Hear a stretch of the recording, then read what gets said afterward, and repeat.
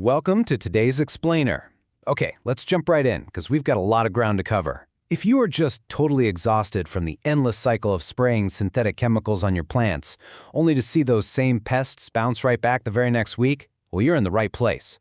Today, we're breaking down a really fascinating tactical approach from the Gardening at Home playbook.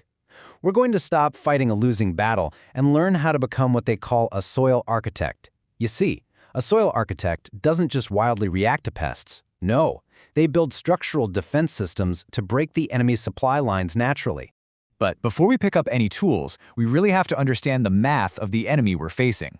Think about the number 30 for a second. That is the number of generations a single female aphid can cycle through in just one growing season. Honestly, if you created a computer animation of this, it would look like a CGI swarm totally glitching out in hyperdrive. I mean, a single aphid produces up to 80 offspring per week. If left unchecked, one solitary pair can theoretically produce millions of descendants in just 30 days. Millions. And this horrifying math brilliantly illustrates exactly why standard poisons fail us. Aphids utilize a biological cheat code called parthenogenesis. They don't even need a mate to reproduce. It's virgin birth. It's literally like a copy-paste animation looping over and over again. Because they replicate so astonishingly fast, they evolve resistance to chemical neurotoxins way faster than we can even invent them in a lab. So spraying synthetic poison, it's essentially just putting a Band-Aid on a rapidly mutating problem. So consider the massive shift in mindset required here. The panicked gardener sprays toxic chemicals directly on the leaves right where they see the problem, finding, temporary success for maybe 3 days. The soil architect, however, looks a lot deeper. The architect knows that to actually win, you have to break the logistical supply lines at the base of the plant using physical barriers. They understand that those aphids, they aren't acting alone. Which brings us to the real enemy hidden right in plain sight. If you look closely at your infested stems, you aren't just going to see aphids, you'll see ants. Aphids are essentially tiny biological pumps. They suck out the sugary sap from your plant's phloem, but they literally can't process all that sugar, so they excrete a sticky liquid called honeydew. As the source material perfectly puts it, to an ant, honeydew is high-octane rocket fuel. This forms a terrifyingly efficient 50-50 biological deal. In exchange for that sugary rocket fuel, ants become highly dedicated bodyguards. Picture a fast-paced animation of ants literally picking up aphids and pasturing them on fresh leaves like cattle. They physically fight off natural predators like ladybugs, and they even groom the aphids to clean up sticky waste that would otherwise grow fatal city mold. So the absolute crucial takeaway is this: eliminating aphids on the leaves without blocking the ants at the base is a waste of 80% of your effort. The ants will just reinstall the pests overnight. To break this alliance, we need a 3-layer structural defense. Which brings us to layer 1, the land blockade. We're going to turn the trunk of your tree or the main stem of your plant into an impassable cliffside, effectively cutting off the ground supply line of those ant security forces. Think of this like building a maritime oil ring trap. Breaking down the cross-section here, here's how it works. Step 1. Wrap a scrap fabric about 12 to 20 inches above the soil. That protects the delicate bark. Step 2. Tightly secure a heavy-duty plastic barrier right over that fabric.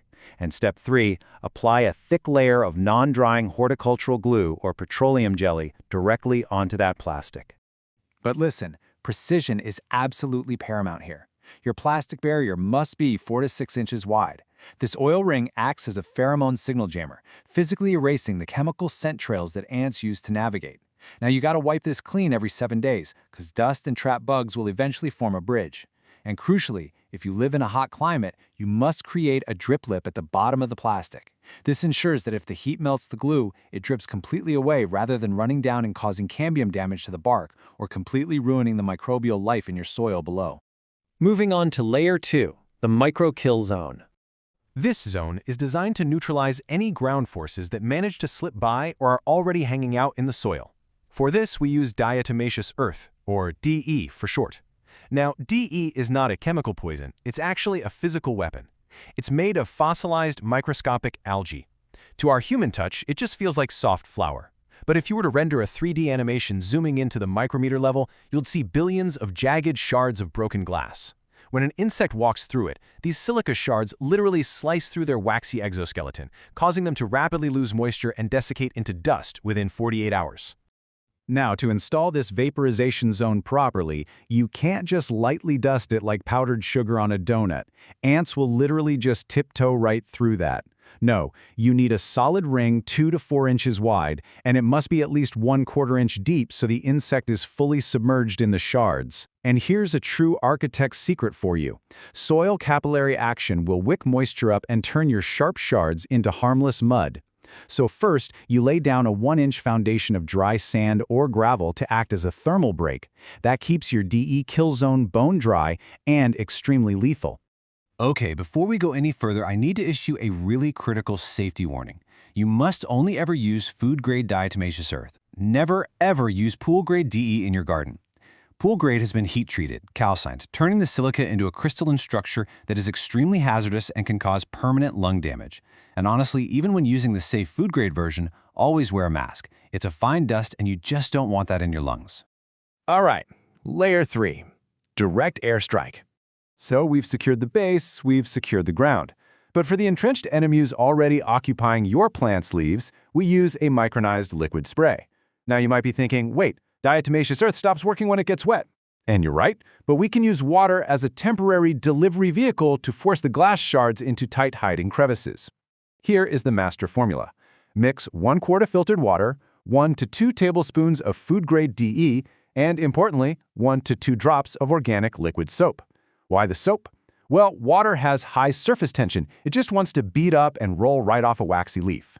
The soap acts as a surfactant, breaking that tension and increasing the stickiness and coverage area by an incredible 300%.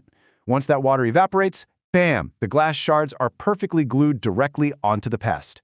But with this microscopic physical weapon comes the ethical architect rule. We are trying to restore balance here, not destroy it. This powder does not discriminate at all. If a honeybee or a butterfly lands on a treated surface, those microscopic glass shards will treat them exactly the same as an aphid.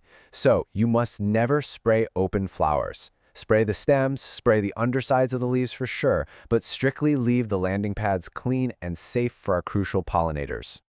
Now, a true soil architect knows that weather is the greatest enemy of this entire defense system. Rain will wash away your dry kill zone in seconds. To counter this, you can implement topographical shielding, essentially building tiny, inclined plastic roofs over your DE rings to keep the rain off, while still letting bugs crawl right under. If you're in a greenhouse, humidity is your enemy. You must use fans to ensure your Layer 3 spray dries within 2 hours, bonding the shards before mold can form. And above all else, banish those overhead sprinklers. Switch to strict drip irrigation to keep your zone of desiccation flawlessly dry. Which brings us to our conclusion: return of the mercenaries. This entire tactical operation leads to the return of nature's mercenaries. By cutting the supply lines and breaking that ant alliance, you fundamentally change the power dynamic of your garden. Without those ants acting as heavily armed bodyguards, the aphids are just sitting ducks. And nature? Well, nature has its own phenomenal cleanup crew. This is when the real heroes arrive on the scene. A single adult ladybug can easily eat 50 aphids a day. A single lacewing larvae can consume hundreds per week. And this perfectly illustrates the ultimate beauty of the soil architect strategy, the 20-80 rule. You don't actually have to fight the whole war yourself. You only do 20% of the heavy lifting. You set up the blockade, you build the kill zone, and you break the logistics. Once you level that playing field, the restored natural ecosystem is going to step in and do the remaining 80% of the work for you. Gardening shouldn't be a war of chemical extermination, right? It's a game of structural balance. By removing the unnatural protection of the ants, you allow the predators to return and do what they absolutely do best. Every ant you block is a tactical victory for the earth. So are you ready to stop being a victim of the exponential numbers, put down that toxic spray bottle, and start building your defenses? Step out into your garden today, implement these layers, and reclaim your territory naturally. Thanks so much for joining me on this explainer, and hey, happy growing!